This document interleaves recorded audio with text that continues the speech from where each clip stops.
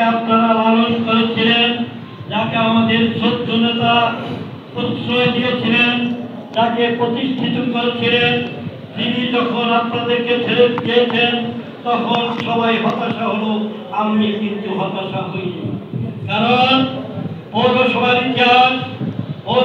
ইতিহাস অত্যন্ত গৌরবোজ্জ্বল।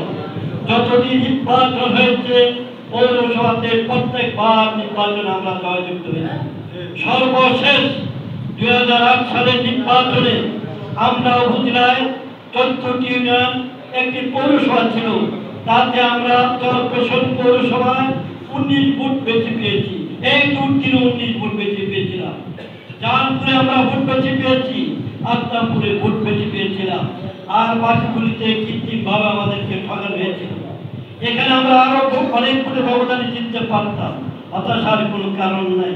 আজকে এখানে যারা আছেন দীর্ঘদিন পর্যন্ত অনেকে আমাদের সাথে রাজপথে ছিলেন, অনেকে আমাদেরকে সাহস জুগিয়েছেন, অনেকে ভোলার আন্দোলনে গিয়েছেন, অনেকে বরিশালের আন্দোলনে গিয়েছেন, অনেকে ঢাকার আন্দোলনে গিয়েছেন, অনেকে দেশে অবগত হয়েছেন, অনেকে ব্যবসায়িক কারণে, অনেকে পারিবারিক কারণে, অনেকে তখন প্রকাশ্যে হাঁটতে পারেন নাই। সেটা আমরা বুঝি, আমরা জানি, আমরা দেখেছি।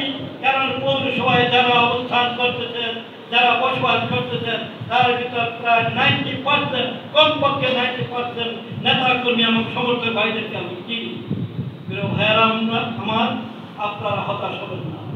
আপনাদের কাছে সবিনয় নিবেদন, আপনারা যেভাবে আজকে ঐক্যবদ্ধ হয়েছেন, যেভাবে সেলিম সাংগঠনিক সম্পাদক হিসাবে আপনাদেরকে ঐক্যবদ্ধ করছে, আপনারা ঐক্যবদ্ধ থাকুন। সেলিম দাবি করছে যেন সুদিন আসলে আপনাদেরকে ভুলে না যায়। কালের পরিক্রমায় অবস্থার কারণে, বিভিন্ন কারণে নেতা এবং আমরা অনেকে আপনাদের খোঁজ খবর নিতে পারি না। সেজন্য হতাশার কোনো কারণ নাই, দুঃখের কোনো কারণ নাই। কারণ আপনাদেরকে একটি কথা মনে রাখতে হবে, যখন আমি পৌর মেয়র ছিলাম তখন এই বাজারটি পৌরসভার যে খাওয়াইছি, পৌরসভার শ্রমিকদের নামে দিয়েছি। সেখান থেকে আজকে লাভ হতো, যে যদি লক্ষ লক্ষ টাকা লাভ হয়, সেদিনও লাভ হয়েছিল। আপনারা কি পেয়েছেন কি পান নাই সে সম্বন্ধে আমি জানি না। সর্বশেষ যেদিন পৌরসভা থেকে আমি চলে আসি, পৌরসভার তখনকার নেতৃবৃন্দ, পৌরসভার সভাপতি ছিলেন, শ্রমিকদের সভাপতি ছিলেন, 2,84,000 টাকা পৌরসভায় সুদ করতে পারেন না। সেই টাকাটিও আমি আমার নিজের ব্যক্তিগত পক্ষ থেকে সুদ করে এসে দিয়ে আপনাদের শ্রমিকদেরকে হতাশার কোনো কারণ নাই। আপনারা আছেন, সত্য নেতার সাথে থাকবেন, এদেশের সাধারণ মানুষ থাকবো, এদেশের সাধারণ মানুষের কথা আমাদের নেতা বলবে। অনেক নেতা অনেকভাবে প্রতিষ্ঠিত করেছেন। আজকে আমাদের নেতা একটা কথা বলেছিলেন এক জায়গায়, যদি খেলা যদি খাল করা যায়, অর্থাৎ যদি কি আর চুনকে আমি এখন অনেকটা গতকাল রাত্রে বলেছিলেন, আমি এখন চিন্তা আমার কষ্ট হতেছে। মাননীয় নেতা, আপনাকে আশ্বস্ত করতে পারি, যদি আছে, যদি যত খারাপ হোক আর ভালো, যদি চুন যত পরিষ্কার হোক, চুন তত চুনে আপনি হতাশ হবেন না। আপনার সাথে আজকে যারা আছে, আমি বিশ্বাস করি, আমি আস্থা রাখি, আগামী দিন পর্যন্ত আপনি যতদিন জীবিত থাকবেন, যতদিন চরপেশনের মাটিতে থাকবেন, ততদিন আপনার সাথে এদেশের সাধারণ মানুষ থাকবে। মাননীয় নেতা, আপনি হতাশ হবেন না। আপনি লক্ষ্য করেছেন আমরা কিন্তু হতাশ হইনি। সেদিন যখন আমাদের সাথে অনেকে যোগাযোগ করে নেই, অনেকে আমাদের সাথে আসে নাই, যেগুলো বললাম আমাদের তুলাবাটের প্রোগ্রাম আমাদেরকে করতে হবে। নেতা, আপনি লক্ষ্য করেছেন আমরা বাঘের খাওয়াও বুঝি, সিংহের খাওয়াও বুঝি, আমরা ছাগলের গোবরও বুঝি। কি করতে হবে সেটা আমাদেরকে জানা আছে। কারণ 1970 সালে প্রথম নির্বাচনে ভোট দিয়েছি, তার পরবর্তী সময় 14, 79, 86 এইভাবে প্রত্যেকটি নির্বাচনে কম বেশি নির্বাচনে পরিচালনার দায়িত্ব সুযোগ পেয়েছিলাম। আপনার লক্ষ্য আছে, আপনি জানেন গত কয়েকটি বছর আপনার 6টি নির্বাচনে কম বেশি কিছু দায়িত্ব ছিলাম, নির্বাচনী মিটিং এর ফোরামে আপনার সাথে কথা বলার সুযোগ হয়েছিল।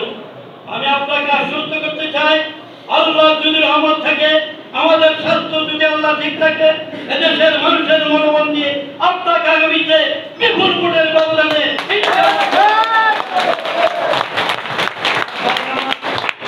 আমরা কিন্তু হতাশাগ্রস্ত হইলে হমুনা আপনার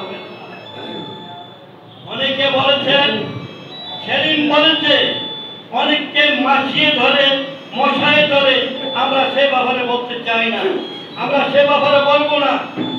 মনে রাখবেন, যে ছেলে বাপের বাধ্য ছেলে থাকে, সে যত খারাপ হয়ে উঠছে কেন, গ্রামের মানুষ তাকে সম্মান করে, কারণ ওই ছেলে বাপের বাধ্য ছেলে।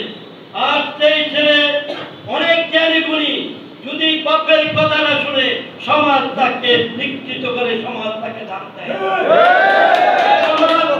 আপনারা মনে রাখবেন, এই দেশে খালেদা জিয়া সে, আমানুল রহমান সে, আব্দুল নামান সে আমাদের হাতে জনাব নাজিমুদ্দিন আলমকে উঠিয়ে দিয়েছে, এদেশের মানুষের কাছে ভোট চাওয়ার জন্য বলেছে, নির্বাচিত করার জন্য বলেছে। আমরা সেই ধারাবাহিকতায় আগামী দিনগুলোতে সেই ধারাবাহিকতা ইনশাআল্লাহ রক্ষা করব। আমরা অনেক সময় বলতাম যে ভাই আমাদেরকে খেয়াল রাখতে হবে, এবার যদি তারেক যা ক্ষমতা আসে, আমাদের অনেক নেতারা চেয়ারে বসতে পারবে না, চেয়ারে কাঁচা থাকবে, চেয়ারে বসতে বসতে পাঠায় কাঁদবে, কারণ ভাই মরেছে তারেক জিয়া, মা গেছে জেলে, তারেক জিয়া নির্বাসনে। আমাদের খেয়াল রাখতে হবে, আমাদেরকে ভুলে গেলে চলবে না। তারেক জিয়াউর রহমান আমাদের নেতা, আল্লাহর রহমতে যখন এই দেশে রাষ্ট্র ধরবেন, আমি বিশ্বাস করি কোন নেতার পক্ষে কোন রকমের কুকর্ম করা সম্ভবপর হবে না।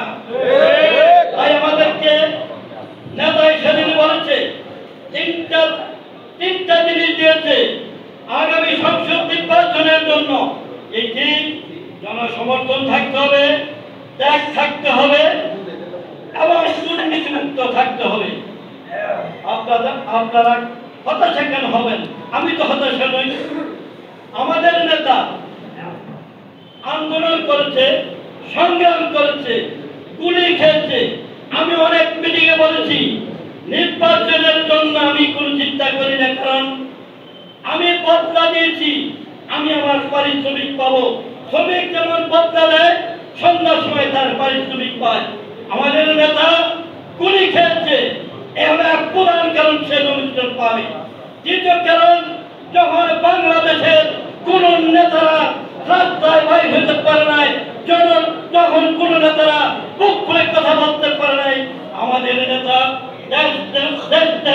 তারেক রহমানের নির্দেশে তখন 10 জন পুলিশ কর্মকর্তার বিরুদ্ধে মামলা করেছেন। আপনাদেরকে খেয়াল রাখতে হবে, সেদিন আমাদের নেতাকে গুম করতে ভাবতো, খুন করতে ভাবতো, জীবনের বাজি নিয়ে আপনাদের আমাদের কথা চিন্তা করে, চরপেশনের মানুষের কথা চিন্তা করে, আগামী দিনের উন্নয়নের কথা চিন্তা করে, আপনাদের মঙ্গল কামনার কথা চিন্তা করে সেদিন কিন্তু মামলা করেছিলেন। মামলা আমরা একটা কেসে ভর্তি, 2টা কেসে ভর্তি। 28 অক্টোবরে ঢাকা গিয়েছিলাম, 2 মাস আমি আসি নাই। এখানে পরিস্থিতির পরে আস্তে আস্তে আর আমাদের নেতা মামলা করেছেন, অনেকে অনেক কথা বলেন। আমি আপনাদেরকে একটা কথা বলে দিতে চাই, বললে আত্মঘাতীমূলক হয়।